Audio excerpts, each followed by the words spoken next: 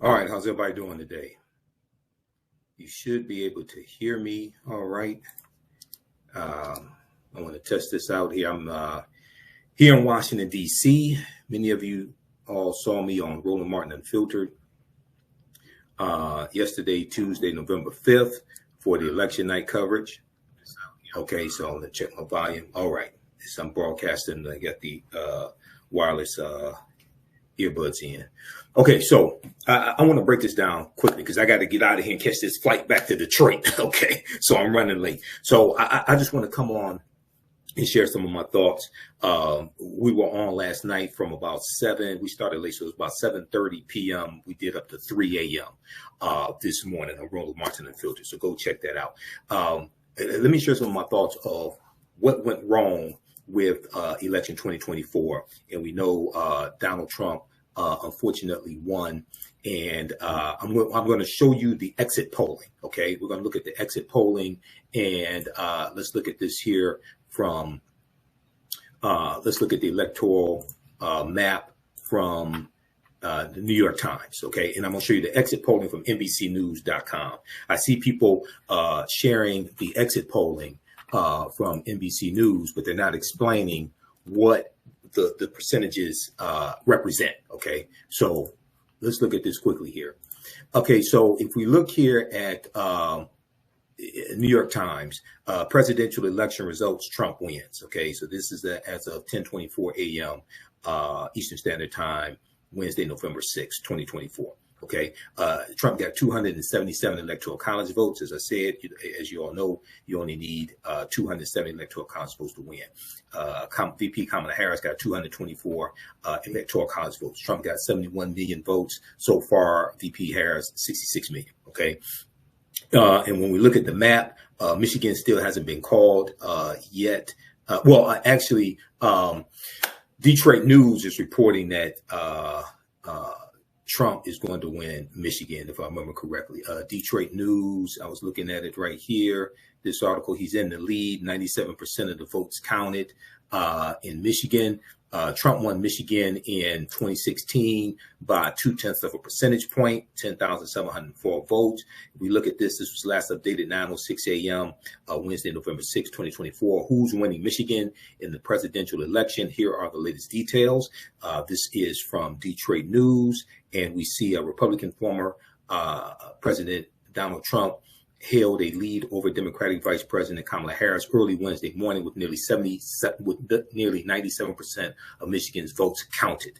Okay, and Trump had a 49.9% lead in Michigan, while VP Harris 48.3%. Okay, with 97% of the estimated vote in. Okay, so they're still finishing up the votes here in, they're in Michigan because I'm here in Washington, D.C. right now, but I live in Detroit. Everybody knows that.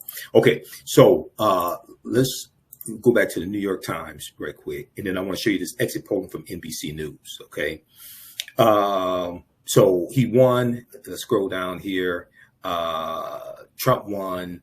Arizona has not been called yet. They're almost done with Michigan. He won Georgia, the 16 electoral college votes with Georgia. He won North Carolina. He won Pennsylvania and Wisconsin. He won 2 of the 3 blue wall states, Michigan, Wisconsin, Pennsylvania. So he won Pennsylvania and Wisconsin. He shocked a lot of people winning Pennsylvania and also winning Wisconsin. So you all can check this out. Read the rest of this. Okay, I don't have time to get deep into this. I want to show you a couple things I posted here on social media. Okay, I want to show you a couple things I posted here on social media. Then I'm going to show you the exit polling. Okay, so one thing that I posted here was it says, hold on. It says, let's see, right here. Even though I 100% supported VP Kamala Harris, I said many times it was a mistake. Okay, I said many times it was a mistake for Democrats, for Democratic donors to force out Joe Biden. Okay, I said it was a mistake for Democratic donors to force out Joe Biden. And let's switch over to this here. I'm going to switch over to my fan page, the African History Network here. and show you this post that I did. So this came from the debate between Joe Biden and Donald Trump. And as I said before, Joe Biden won the debate. Okay, Joe Biden won the debate. Yes, it was ugly, but when you look at the fact checking from CNN, Donald Trump told 3 times as many lies or false statements as Joe Biden. Okay, Joe Biden won that debate when you look at fact checking from 5 different sources: Washington Post, New York Times, NBC News, CNN, and there was one other one, Associated Press. Even though I 100% supported VP Harris, I said many times, okay, and let me flip over. Okay, this is up. I said many times it was a mistake for Democratic donors to force out Biden. This is still America. You need an old white man to beat another old white man, period. Now, VP Kamala Harris was overqualified for the job. Donald Trump is underqualified, 34-time convicted felon, found liable of sexual assault, found liable for business fraud in the records and covering up the payment of $130,000 to Stormy Daniels, so it would not interfere with the 2016 election. Okay, but this is still America, and this is something that I've said before. I said this on Roland Martin Unfiltered. This is why I supported Biden. One of the reasons why I supported Biden in 2020. He was much better than Donald Trump. But you need an old white man to go beat an old white man. You're dealing with racism and you're dealing with misogyny in America. You're dealing with racism and you're dealing with misogyny. Okay, so I went on to say, this is still America. You need an old white man to beat another old white man. For those who wanted to talk about Joe Biden's cognitive decline, have you seen and heard Donald Trump? I mean, Donald Trump, just the last day of campaigning or the day before, Donald Trump was in Pennsylvania simulating fellatio on a microphone. And you want to talk about Joe Biden stammering or mangling words? Joe Biden has been stammering and mangling words since he was in his 30s, in his 40s, in his 50s, in his 60s. Joe Biden's always done that. So Donald Trump is held to a much lower standard than anybody else. And the headlines should read, the breaking headlines should read, overqualified black woman loses to underqualified white man. Okay, that's what the headline should read. Okay, so check this out here from the New York Times. Now, let me get to this here, the exit polling. Okay, because I see people circulating the exit polling, and I had somebody send the exit polling to me also, a screenshot of the exit polling, but they didn't put the context of what this represents. So this comes from NBCnews.com, and if you go to the top for the election 2024 coverage, and you just click on exit polls right there. Click on exit polls. This is what it says here, and I'm going to try to zoom in on this. They're looking at exit polls from 10 states. Now it says exit polls, NBC News in conjunction with a consortium of news organizations conducted exit polling across the country in 10 key states. So this exit polling I'm about to show you does not represent all 50 states. It represents 10 key states. This is why when I posted it on my social media platforms, Facebook and on the African History Network and Michael Imhotep on Facebook, and I'll put this on my Instagram page, Michael Imhotep as well, I put this context and the link so you can look at this directly. The polling included speaking with voters at polling places and phone interviews. The exit polls are not results. The exit polls are not results, but instead a look at the thinking and motives of voters across the country. Exit polls help the public better understand the makeup and motivations of the electorate. Okay, so what they did was they looked at, they looked at 10 key states. So they broke it down by gender, and they're looking at Democrat, Republican. Gender for men, 44% of men voted for Democrats, 54% voted for Republicans. Women, 54% so far voted for Democrats, 44% voted for Republicans. Okay. We look at white people, 43% so far, 43% white people voted for Democrats, 55% voted for Republicans. Okay. And that makes sense because Republicans usually win the white vote. For African Americans, 86% of African Americans voted for Democrats, 12% for Republicans. For Latinos, 53% voted for Democrats, 45% for Republicans. Asians, 56% for Democrats, 38% for Republicans. Yes, Asians do vote. I know you got people running around lying to black people telling them Asians don't vote. That's a damn lie. They do vote. Okay, now this right here, I want to look at sex by race. Okay, this right here. Okay, white men, 30 so far, 39% voted for Democrats, 59% for Republican. Okay, white men. White women, so far, 47% of white women voted for Democrats, 52% of white women voted for Republicans. Vice President Kamala Harris will probably win with college-educated white women, but not with non-college educated white women. For African-American men, and as the count comes in, because it was over 80% earlier here, this is just 10 states. Okay, this is just represents 10 states, but I just want to show you this because I see people circulating this around and they're not giving context. 78% of black men voted for Democrats, 20% for Republicans. Black women, 92% of black women voted for Democrats, 7% for Republicans. Latino men, 44% voted for Democrats, 54% for Republicans. Okay. So with Latinos, the Latino men, there was talk about misogyny. There was talk about them. And see, the other thing is you got to understand. I talked about this last night on Roland Martin Unfiltered, and I'm going to upload clips of that when I get back to Detroit. This is what people have to understand. Latinos are not one group of people. Okay, Latinos, Hispanics, they come from many different countries. They come from Cuba and Venezuela and Honduras and Panama. They come from, you have them coming from different countries. They come from Mexico. Okay, they're not all the same. People will group them together because their first language is Spanish. Okay. But they're not all the same. They come from different countries, have different histories, have variations in their cultures. Some of them come from countries that were socialist countries, communist countries, things like this. Okay. And a lot of them identify with being white, especially white Cubans. Okay. And you got to understand history of Cuba, because when Fidel Castro came to power in 1959 and overthrew Batista, he kicked out a lot of the white Cubans who were oppressing the Afro-Latino Cubans. Okay, well, a lot of those white Cubans went to Florida.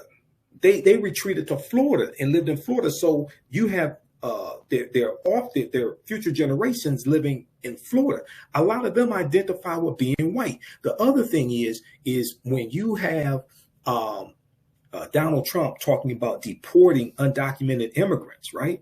You have Latinos here who came here legally. They may be first generation, and those who are first generation born here, Latino, they are more Americanized than their parents, their grandparents who immigrated here. So a lot of them look at this differently. But for a lot of Latinos, when they talk about deporting undocumented immigrants, they don't see themselves in that. They don't see themselves accidentally getting mixed up into that. They look through the eyes of Eurocentricity of Europeans and say, oh, he's talking about those people over there. He ain't talking about us.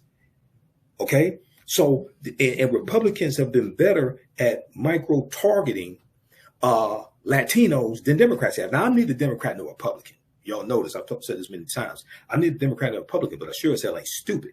I can see who overwhelmingly keeps passing laws and blocking bills that are beneficial to African Americans. I'm neither Democrat nor Republican, but I'm definitely not stupid. Okay, so this is something that has to be understood when we talk about Latino voters. There really is no Latino voter. Okay, there are Latinos who vote, but the mistake that people make is they put them all in one group. It's just like with Puerto Ricans. Donald Trump got a lot of Puerto Ricans to vote for him because because they're looking at these other immigrants. And see, the other thing is a lot of Latinos don't see themselves as one group of people either. That's the other thing. Okay. They're like, oh no, we ain't like those Venezuelans over there. We're not like the Cubans over there. We're not like the people from Honduras, things like that. So a lot of Latinos don't see themselves as one cohesive group of people either. Okay. Latino women, 61% of Latino women voted for Democrats, 37% Republicans.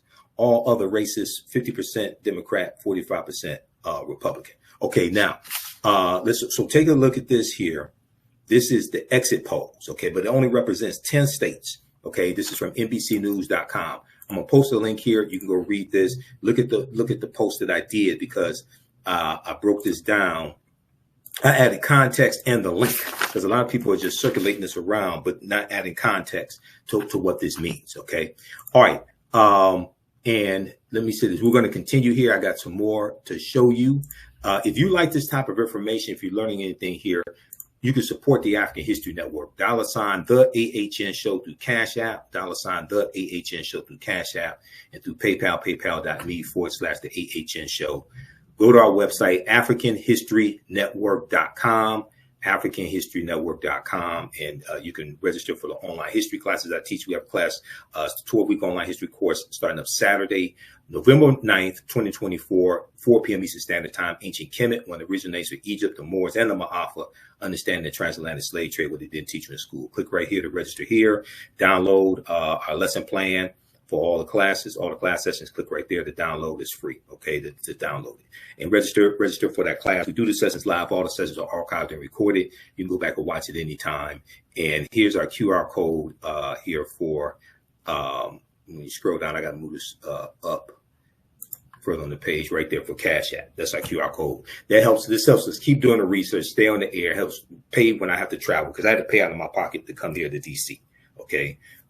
Nobody covered these expenses. That was me that had to pay this. Travel expenses, airfare, all of that. Okay. All right. And there's a link for PayPal as well. Okay. Let's continue here. Okay. Now I want to go to, I posted this also on Facebook, and I want to make some quick points of where Vice President Kamala Harris went wrong. This is not an attack on her at all. I 100% support her. But there were some mistakes that she made, and some people are not calling this out. We talked about it a little bit last night. I posted this also today. Racism and sexism are two of America's biggest evils. Okay, racism and sexism are two of America's biggest evils, and that's where we saw a lot of sexism here. She was called, you know, all types of derogatory names, sexist names, you know, or things like this, especially at the Madison Square Garden, that Klan rally that they had Sunday before last. That would have been Sunday the 27th. October 27th, Madison Square Garden, that Klan rally that they had.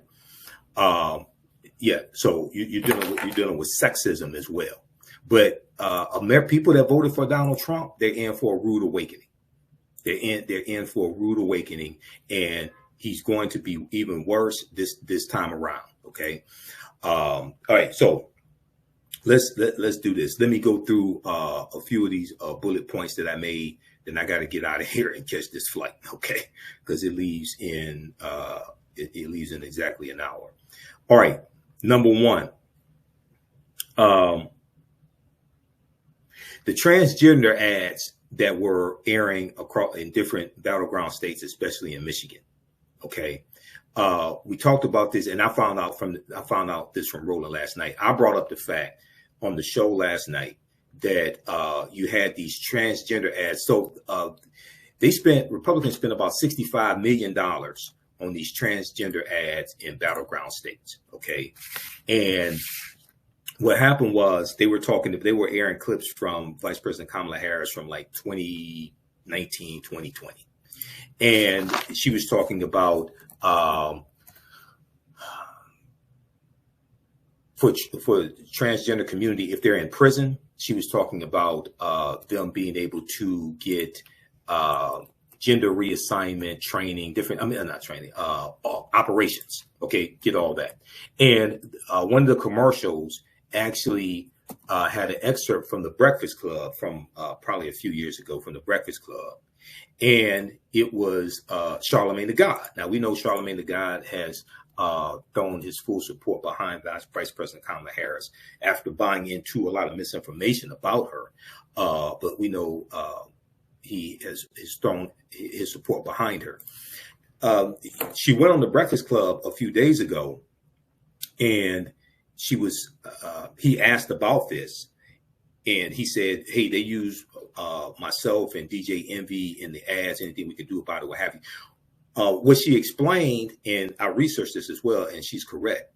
What she explained is that that law that she was citing was the law under the Trump administration. Okay, that was the law under the Trump administration, and this did not come out in any of the ads. Okay, that was the law in the Trump administration. So what Roland shared, and one of the things that I said was she did not have any ads because they were airing all over the TV here, all over the TV and on the radio. And they were these ads were targeting African-American radio. And Elon Musk was paying millions of dollars to pay for these ads. Okay. What Roland explained to me last night was that the Lincoln Project was going to produce an ad that explained the truth and refuted that nonsense that was being spread about the transgender operations for people in prison. And the ad got delayed. I don't think it ever came out because I never saw it. I'm not sure if it came out or not. And her campaign let the Lincoln Project do it as opposed to her campaign handling it themselves. You cannot allow misinformation like that to grow roots and to grow into a tree and just spread. You've got to come out with ads directly attacking that, exposing that as a lie, providing the sources so people can go research this, number one. So that was one mistake. Okay. Number two, I already said it was a mistake for Democrats and Democratic donors, these white Democratic donors. It was a mistake for them to force Joe Biden out. Now, was there cognitive decline? Was Joe Biden is still sharp as a whip. And if you don't think so, Joe Biden at the NATO summit, Joe Biden held a press conference for almost 1 hour and took complicated foreign policy questions from the press and nailed it. Donald Trump has not, the whole time he's been running for 2 years, Donald Trump has not had a press conference on foreign policy. Okay. So Joe Biden was being held to a much higher standard than Donald Trump. And a lot of people were screaming about this. Even a lot of African Americans in the media, I was screaming about this as well. It's like, wait a second, hold on. Republicans were circling the wagon around Donald Trump. 34-time convicted felon, found liable to sexual assault, okay? Trying to overthrow the government.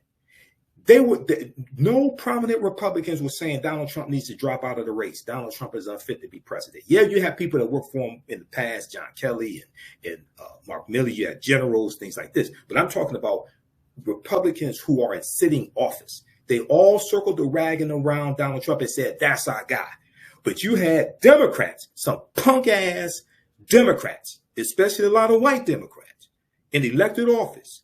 Adam Schiff, you had others jumping on MSNBC saying Joe Biden needs to step out. You had George Clooney, who used to be with Tootie on The Facts of Life.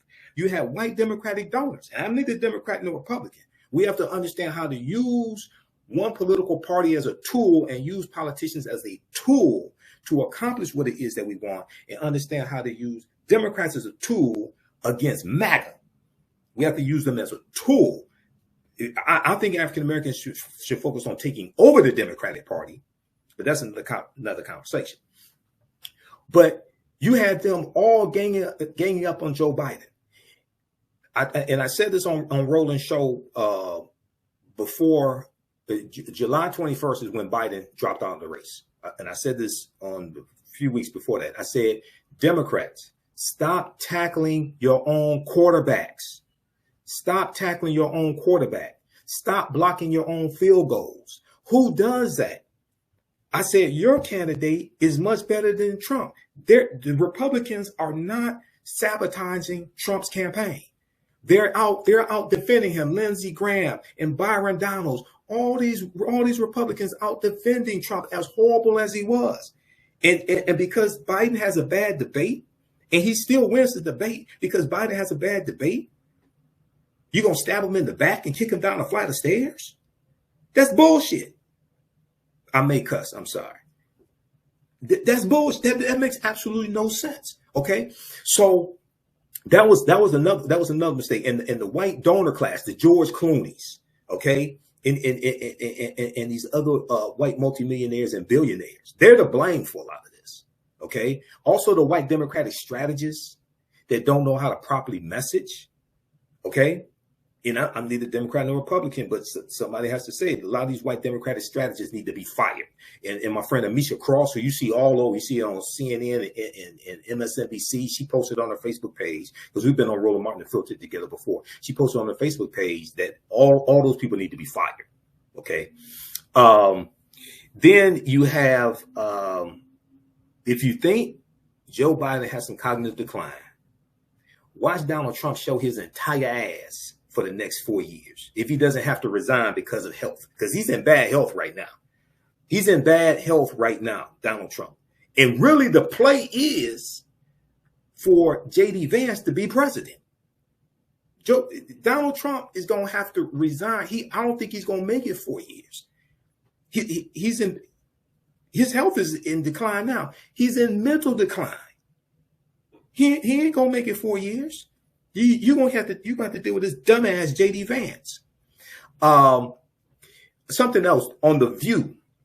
When Vice President Kamala Harris was on The View, this is, once again, this is not an attack on her. This is understanding some mistakes that were made. She ran, it was an almost flawless campaign. She ran a fantastic campaign. She only had 107 days for this campaign. She ran a better campaign, had a better ground game than Donald Trump. Donald Trump's been running for 2 years.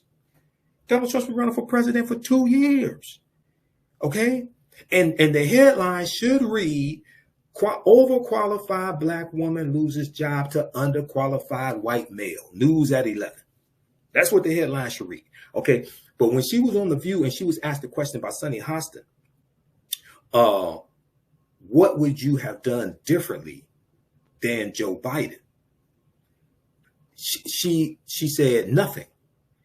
I could tell you right here, I can't speak for the rest of the country, right here in Detroit, that ad ran over and over and over and over again on TV, on cable TV.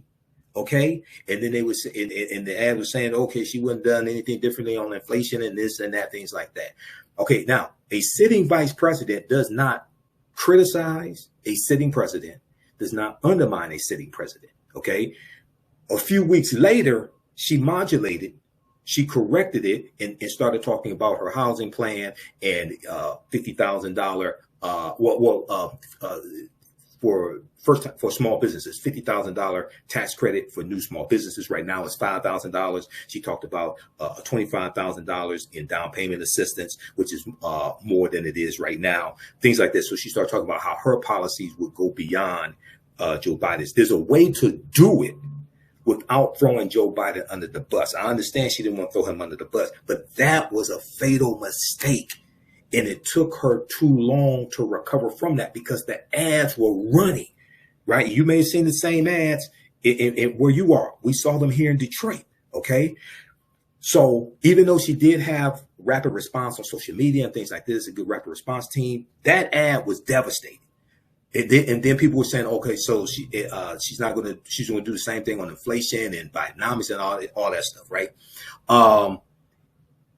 She did not hit back or her campaign did not hit back to dismantle the lie that Donald Trump is better for the economy, and dismantle the lie that Donald Trump had the greatest economy. Donald Trump inherited the Obama-Biden economy.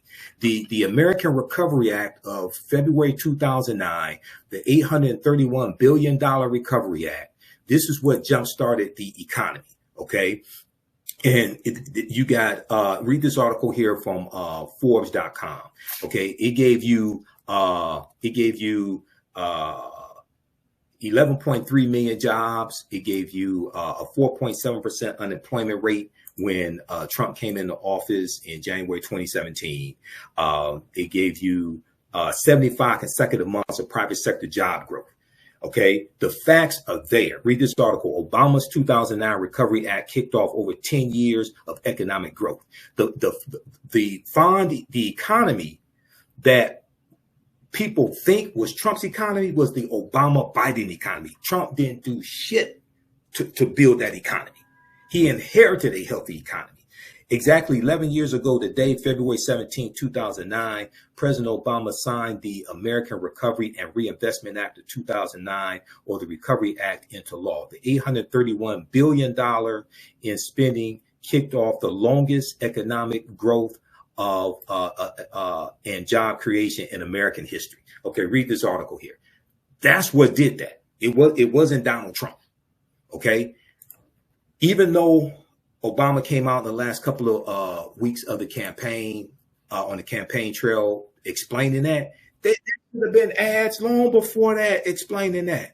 There should have been ads breaking this down, dismantling Donald Trump's argument.